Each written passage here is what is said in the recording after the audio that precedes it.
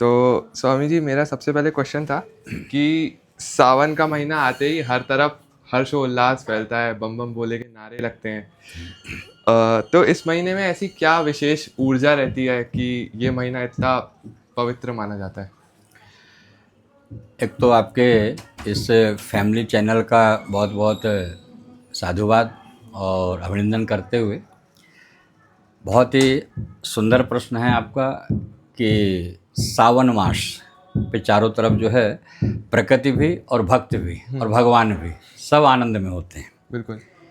यदि नेचुरल ढंग से देखा जाए प्रकृति के हिसाब से, तो अभी अभी कुछ दिन पहले जेठ गर्मी थी, तपन थी और पतझड़ चल रहा था, कचड़ा कांदा हो गया था।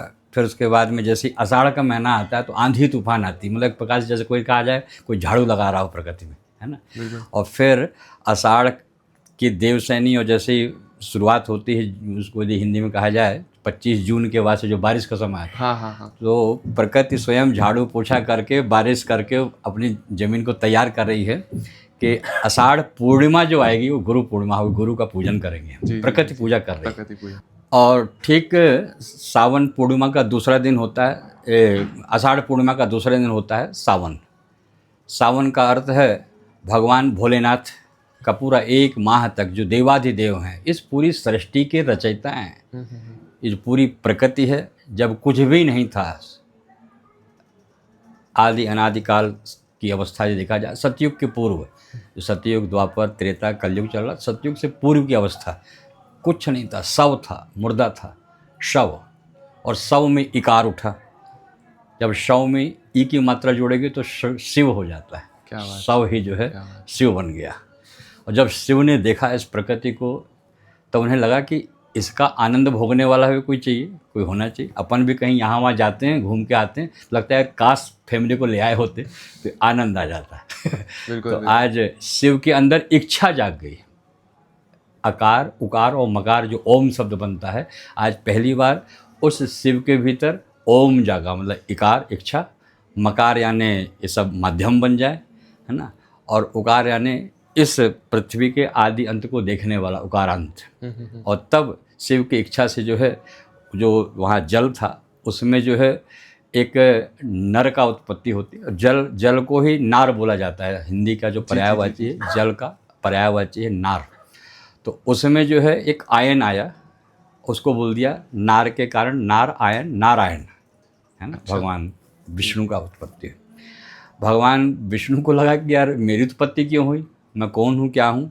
जैसे उनके भीतर विचार इच्छा उठी तो उनके नाभि से जो है एक कमल निकला, और ब्रह्मा सब, हम सब और जो भी आप भक्त लोग सुन रहे हैं सब जानते हैं कि इस तरह से जो है सृष्टि की उत्पत्ति हुई।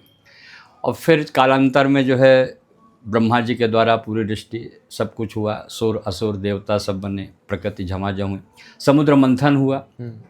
समुद्र मंथन में फिर सुर और असुर ये दोनों का जो है समुद्र मंथन हुआ। और समुद्र मंथन की भी चर्चा आती है कि अमृत की प्राप्ति हुई, 14 रत्न निकले। अमृत असुरों ने छीन लिया, है ना, जो कि उनकी दुष्ट प्रवृत्ति थी, छीनना, खाना, मेरा मेरा करना। और तब भगवान शिव जब अमृत के लिए मंथन हो रहा था, तब हलाहल निकला था, जहर निकला था। और सृष्टि की रचना का संकल्प ही शिव का था।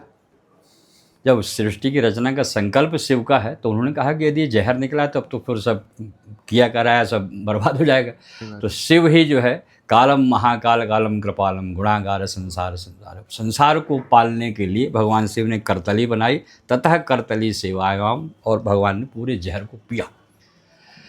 जब पूरे जहर को ला करके कंठे में रख लिया, तो एकदम से उसकी ऊर्जा, एनर्जी इतनी तपित हुई कि तब देवता और असुर दोनों भगवान के प्रति आभारी हुए कि हम लोगों के कल्याण के लिए भगवान शिव ने पूरा जहर, वो भी हलाहल। और कितना हलाहल, यदि कल्पना करें आप, जो श्रोतागण देख रहे हैं, कि कोई घर के आपके दही नहीं बिलोया गया है 2-4-5 किलो, समुद्र का मंथन हुआ, कितना टन, कितने अरब मिलियन खरब में जो है जहर रहा होगा। बिल्कुल बिल्कुल बिल्कुल। उतना जहर भगवान शिव ने जब पिया, तो उनके आँखों से, शरीर से ऊर्जा, उस जहर की, हलाहल की लहरें निकलने लग गईं। और तब देवताओं ने असुरों ने मिलकर के उनको शीतल करने के लिए, ठंडा करने के लिए, कि उनको शांति मिले, यहाँ वहाँ से जल ला कर करके, जैसे कांवड़िया जल जो चढ़ाते हैं, कांवड़ियाँ इसीलिए जल चढ़ाते हैं भगवान शिव के ऊपर। जब जल चढ़ाया जाता है कांवड़ियों के द्वारा तो उनको ठंडक मिलती है, आनंद मिलता है। फिर एक एक कांवड़िया को देखते हैं किसने किसने चढ़ाया, सबको आशीर्वाद देते हैं। क्या बात है। यहाँ से सावन शुरू हो जाता है, आनंद की मुद्रा शुरू हो जाती है भोलेनाथ की। सावन में चारों ओर वो असुर थे, सुर थे, और भी जो नाग किन्नर गंधर्व जो भी थे, सब प्रसन्न हो गए कि भगवान भोलेनाथ ने जहर पीने के बाद भी हमें सुख के और आशीर्वाद की लहर दे रहे हैं। और आनंद की मुद्रा में जब कोई आनंद में होता है, प्रसन्न होता है, तो उसका दिल खिलता है। जब फूल खिलता है तो पूरे तरह से खिलता है, सिकुड़ता है तो कंजूस हो जाता है, फिर मुरझाता है। तो जब कोई खिलता है तो फिर उदार होता है, देता है ना। हम तुम भी जब खूब प्रेम में होते हैं, खूब दूल्हा बनते हो तो खूब बांटते हो, फिर कोई कुछ भी मांग ले, है ना। सही बात तो है। आज भोलेनाथ जो है, ये पूरा एक महीना प्रकृति का बड़ा अद्भुत हमारे सनातन धर्म का नियम चला कि गुरु पूर्णिमा एक दिन की होगी, कृष्ण जन्माष्टमी एक दिन की होगी, रामनवमी एक दिन की होगी, 9वां दिन होता है ना। दुर्गा जी का जो है 10 दिन है, गणेश का उनका दुर्गा जी का 9 दिन हो, गणेश जी का 10 दिन, लेकिन भोलेनाथ का एक महीना, पूरा एक माह है, सावन का महीना, पूरी एक जैसी अवस्था में रहते हैं।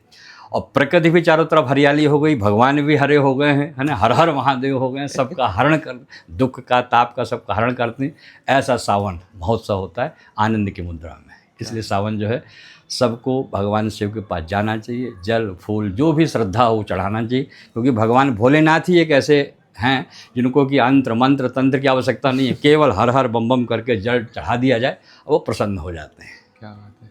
हर हर महादेव, हर हर महादेव। ठीक है, कट ले लो।